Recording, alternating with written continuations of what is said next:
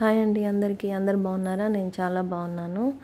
మహాలయ అమావాస్య గురించి కొంతమందికి కొన్ని డౌట్స్ ఉన్నాయి. అవి క్లారిఫై చేద్దామని వీడియో చేశాను. ఎక్కడ స్కిప్ చేయకుండా చూడండి. మహాలయ అమావాస్య అనేది భాద్రపద మాసంలో సెప్టెంబర్ 8 నుండి 21 వరకు పితృపక్షం అనేది ఉందండి. ఈ పితృపక్షంలో ఎవరైతే పితృదేవతలను స్మరించుకొని వారికి పితృతర్పణాలు, శ్రాద్ధకర్మలు, స్వయం పాక దానాలు చేస్తారో వారికి మంచి జరుగుతుంది అనేది తెలుసుకోవాల్సిన విషయం. ప్రతి ఒక్కరికి కొంతమందికి తెలియదు అని అంటున్నారు. తెలియని వారు తెలుసుకుంటారని చేశాను. మరి ఉద్దేశం లేదండి. ప్రతి ఒక్కరూ తెలుసుకొని వారి కుటుంబానికి మంచి జరగాలనేది నా ఒక ఉద్దేశము. ప్రతి ఒక్కరూ ప్రతి కుటుంబంలో అందరూ కలిసి చేసుకోవడం వల్ల ఫ్యామిలీ బాండింగ్ అనేది బాగుంటుంది.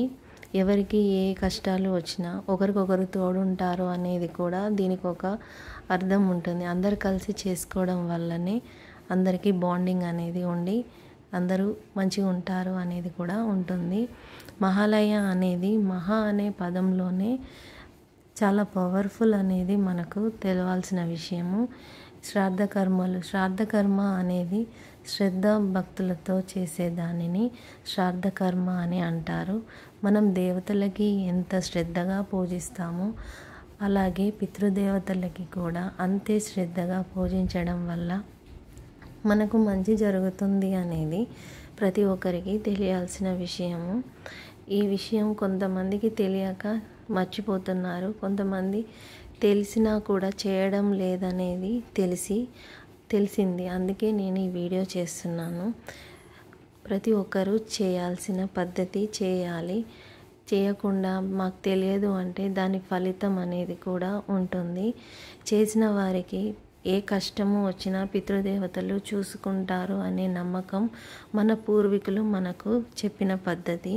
చేయకపోవడం వల్ల వాళ్ళ వంశవృద్ధి కలగకపోవడం, ఇంట్లో ఇబ్బందులు కలగడం, అకాల మరణాలు జరగడం ఇలాంటివి జరుగుతూ ఉంటాయి అనేది కూడా మన పూర్వీకులు మనకు చెప్పిన పద్ధతిలో మనం ఇప్పుడు ఆచరిస్తున్నాము. అది తెలియని వారు తెలుసుకుంటారని చేశాను. ప్రతి ఒక్కరూ తెలుసుకోవాలి. చేయడం వల్ల మనకు మంచి జరుగుతుంది.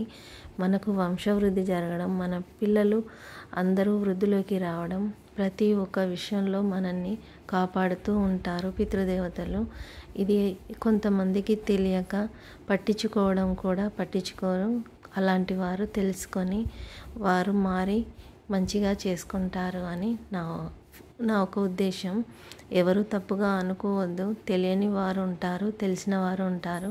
తెలియక చేసే తప్పులు వేరు, తెలిసి చేసే తప్పులు వేరు. వాటికి ఫలితాలు ఉంటాయి కాబట్టి ప్రతి ఒక్కరూ ఆచరించాలి. వారి కుటుంబాలు బాగుండాలని నేను అనుకుంటున్నాను. ప్రతి ఒక్కరూ ఆచరించండి. పితృదేవతలను స్మరించుకొని వారి ఆశీర్వాదాలు అందరికీ ఉండాలి. ప్రతి ఇల్లు అందరూ వృద్ధిలోకి రావాలనేది నా ఒక ముఖ్య ఉద్దేశము.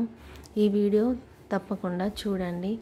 ఏదైనా మనసుకు నొప్పించినట్టు ఉంటే తప్పుగా అనుకోవద్దు. నేను పురోహితుడిది వీడియో కూడా పెట్టాను, చూడండి. నాకు మంచిగా అనిపించింది, అందుకే మీకు షేర్ చేసుకుంటున్నాను. ఈ విషయం అందరికీ తెలియాలనేది నా కోరిక. థ్యాంక్ యూ అండి. ధనవింద్రాయ సోమా సువర్ణకలిశే దీర్ఘమాయుఃశుభం. ఓం నమో నమో నమో నమః. ఏతత్యామం సపరికరం సదక్షిణాపదేజో భవ విష్ణురివ శ్రీమాన్ భవ బ్రహ్మ జనాజుర్భువ ఇమే శ్రీయే పద్మహస్తే సుగంధే వక్షస్థలైః పుణ్యజాయమానే ప్రమోదమానే అభిమన్యమానే పుత్రైః పౌత్రైః శ్రీవర్ధతాం దీర్ఘమాయుః. ఎవరి రోజు అంటే అందరికి కల్పించింది, నాన్న సపరేట్ ఇస్తాను నేను. వెంకటయ్య గారి తండ్రి పేరు రామయ్య గారి తండ్రి పేరు బుగులారెడ్డి.